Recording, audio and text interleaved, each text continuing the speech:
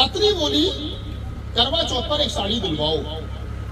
पत्नी बोली करवा चौथ पर एक साड़ी दिलवाओ।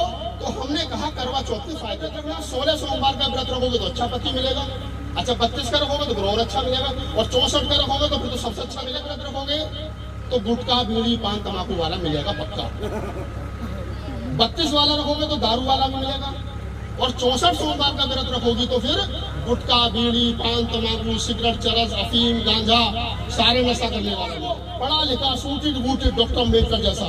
मांग कहाँ रही हो? भोले से।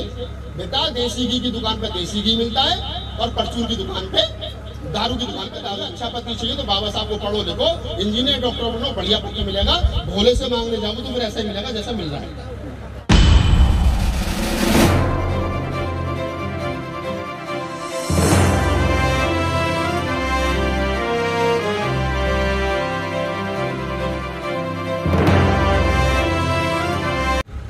और पुरुषों तुम पहले सुन लो, क्योंकि तुम्हारे फायदे की बात कर रहा हूँ। एक देश के अंदर बीमारियां रहेंगी प्रधान जी, करवा चौथ नामक बीमारी। दिल्ली में ज्यादा, महानगरों में ज्यादा, गांव में तो पैसा कम है, महानगरों में तो ज्यादा है। पत्नी 2 महीने पहले से तैयारी करती कि बनिए लाला जी की पत्नी जो है वो 5000 की साड़ी लाइए, तुम कितने की दिलवाओगे? झगड़ा शुरू, साड़ी से झगड़ा शुरू होता है, हर चीज मैचिंग की चाहिए। पत्नी बोली करवा चौथ पर एक साड़ी दिलवाओ।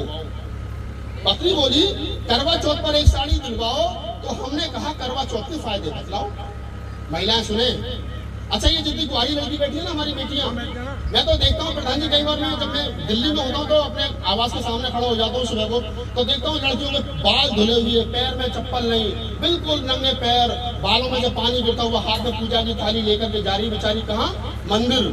क्या है क्या? सोमवार का उसका सावन का पहला सोमवार है। तो ये क्या बीमारी है? तो अच्छा पति मिलेगा, यही बीमारी है ना। कितने सोमवार का व्रत रखना? 16 सोमवार का व्रत रखोगे तो अच्छा पति मिलेगा, अच्छा 32 का रखोगे तो फिर और अच्छा मिलेगा, और 64 का रखोगे तो फिर तो सबसे अच्छा मिलेगा। यही है ना। एक लड़की ने प्रधान जी सोमवार का व्रत रखा 64 वाला, और लड़की की शादी हुई, और शादी होने के बाद में 1 महीने के बाद लड़की मोहल्ले में कॉलोनी में घूमती हुई दिखाई दी। तो मैंने पूछ लिया जनरली, मैं कहा बेटा तेरी तो शादी हो गई थी। हाँ अंकल क्या हो गया? कि पति दारू पी के मारे। पति दारू पी के मारे। मैंने व्रत कितने रखे थे? तो 32। तो मैं कहीं इधर सुन के, हाँ पंचायत हुई, 10-20 लोग इकट्ठा हुए। मैंने कहा कि देखो 16 सोमवार का व्रत रखोगे तो गुटखा बीड़ी पान तंबाकू वाला मिलेगा पक्का, 32 वाला रखोगे तो दारू वाला भी मिलेगा, और 64 सोमवार का व्रत रखोगी तो फिर गुटखा बीड़ी पान तंबाकू सिगरेट चरस अफीम गांजा सारे नशा करने वाला मिलेगा। क्यों मिलेगा? क्योंकि मांग किससे रही हो? भोले से। भोले से मांग रही हो ना। और भोले की फैक्ट्री में कैसे पति बनते हैं? जैसा वो खुद है भाई, उसकी फैक्ट्री में वैसे ही पति मिलेंगे ना। अब पति कैसा चाहिए? पति चाहिए आपको पढ़ा लिखा सूटिड बूटिड डॉक्टर अम्बेडकर जैसा। मांग कहाँ रही हो? भोले से। बेटा देसी घी की दुकान पे देसी घी मिलता है, और परचून की दुकान पे दारू की दुकान पे दारू मिलती है। तुम गलती ये कर रही हो। अच्छा पति चाहिए तो बाबा साहब को पढ़ो लिखो, इंजीनियर डॉक्टर बनो, बढ़िया पति मिलेगा।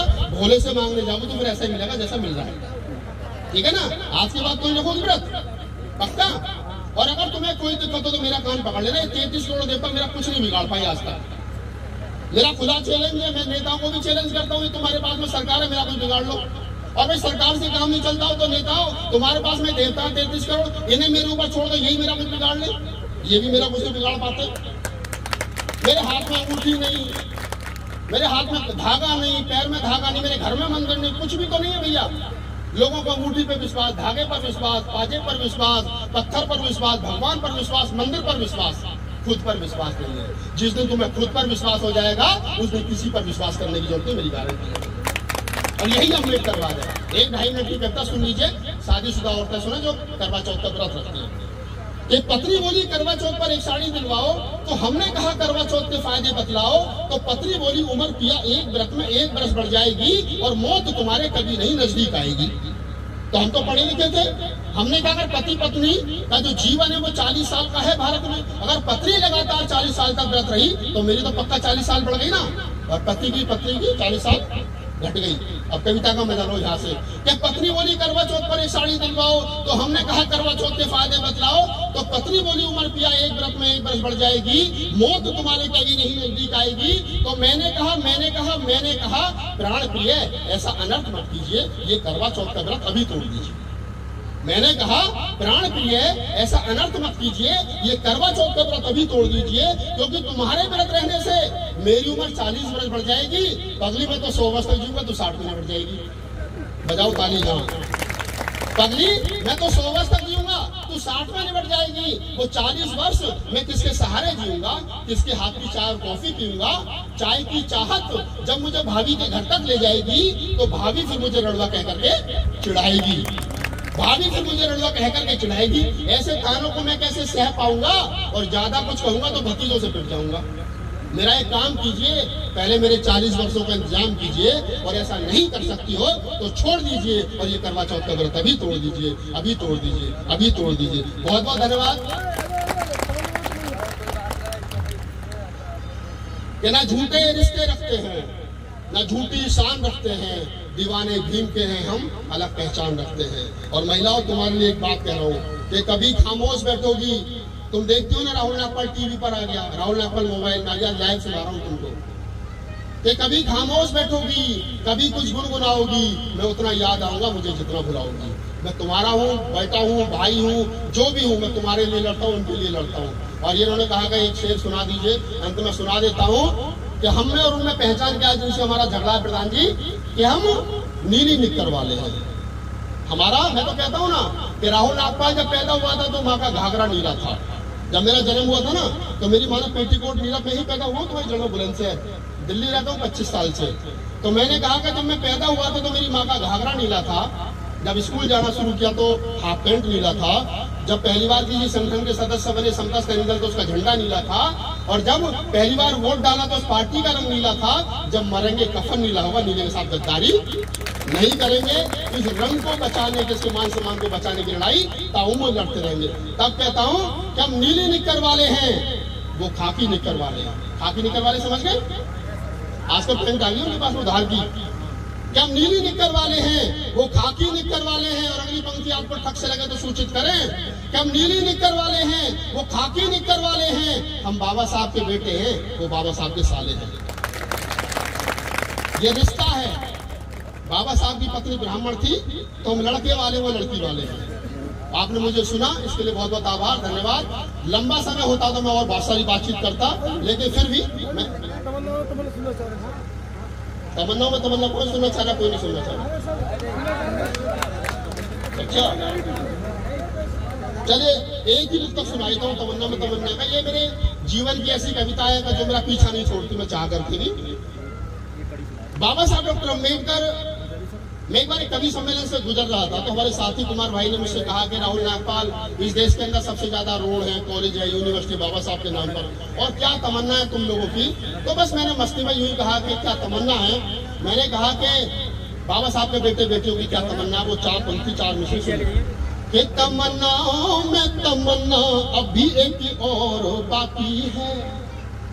मैंने देश के 22 राज्यों में 1000 से ज्यादा बाबा साहब पर शो किए। संसद भवन में खड़े होकर के सरकार की आंख में आंख डाल करके 10 बार से ज्यादा बाबा साहब के जन्म पर कविताएं पढ़ी।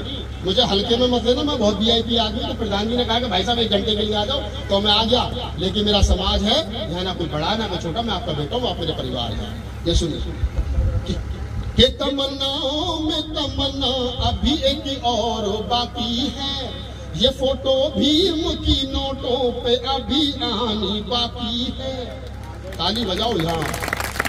मैंने संसद भवन में पहली बार ये कविता सुनाई तो थावरचंद गहलोत, आजकल तो राज्यपाल है, वो पहले मिनिस्टर हुआ करते थे मोदी जी की कैबिनेट में, रामविलास पासवान ने भी पीठ थपथपा के कहने लगे कि राहुल जी आपकी कविताएं बहुत अच्छी होती है, मेरे बच्चे बहुत सुनते हैं।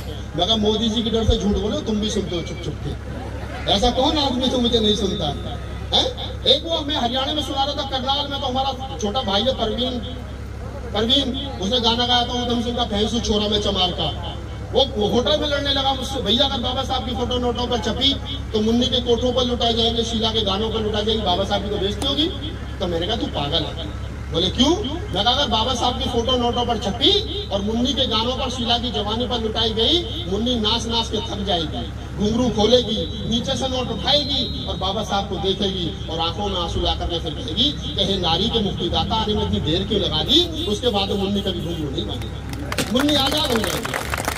तब पढ़ता हूँ ये तमन्नाओं में तमन्ना अभी एक और बाकी है, ये फोटो भीम की नोटों पे अभी आनी बाकी है, और दिवाली के दियों से फिर यहाँ पूजते रहे बाबा, दीवानों भीम को देनी यही सौगात बाकी है। दोनों बोल दे तमन्नाओं में तमन्ना अभी एक और बाकी है, ये फोटो भीम की नोटों पे अभी आनी बाकी है, दिवाली के दियों से फिर यहाँ पूजते रहे बाबा, दीवानों भीम को देनी यही सौगात बाकी है, दीवानों भीम को देनी यही सौगात बाकी है, तमन्नाओं में तमन्ना अभी एक और। बहुत बहुत धन्यवाद, बहुत बहुत आभार। मैं प्रधान जी को पूरे धन्यवाद करता हूँ, उन्होंने मुझे बुलाया, समय की अपनी कमी है, बस इसी बात का गम है, थोड़ा समय की।